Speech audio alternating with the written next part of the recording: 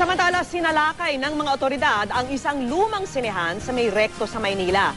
Ayon sa tip na natanggap ng mga otoridad, pugad umano ng malalaswang gawain ang naturang gusali. Nakatutok si JP Sorian. Walang lalabas, tsaka lang, hoy!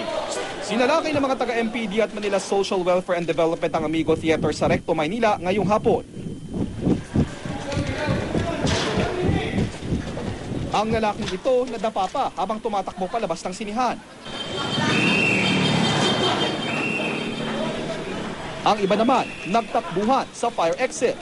Ayon sa mga otoridad, huli nila sa akto ang nangyayaring kalaswaan ng mga lalaki sa loob. Ang ilan, menor de edad pa.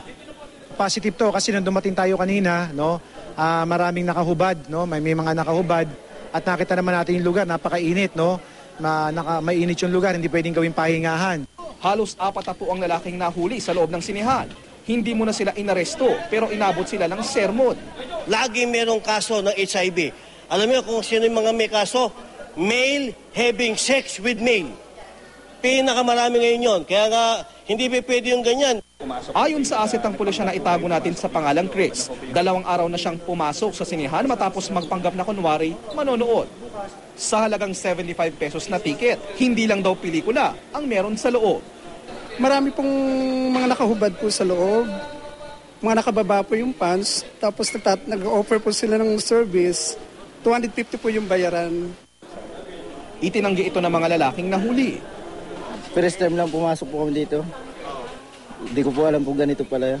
Hindi, nanonood lang ako eh. Ha? Nanonood lang.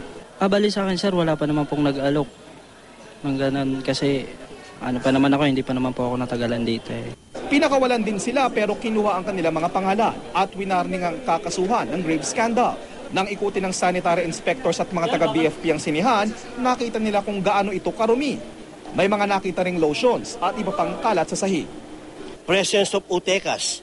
Yung utekas, mga iklog ng ipis yun. At saka mga droppings, ang dami. Ang sinihang ni Reid ngayon ay yung dating Hollywood Theater, isa sa mga pinakapremyado at tanyag na sinihan noong dekada 60. Nalulungkot ang mga opisyal ng Maynila dahil bukod sa napabayaan na ang makasaysayang istrukturang ito, naging tahanan pa umano ang sinihang ito ng kalaswaan.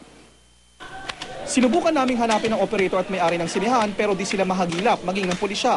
Ayon sa MPD, may permit naman daw ang gusali pero bilang sinihan lang.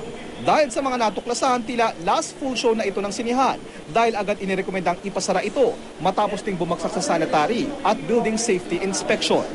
JP Sorian, nakatutok, 24 oras.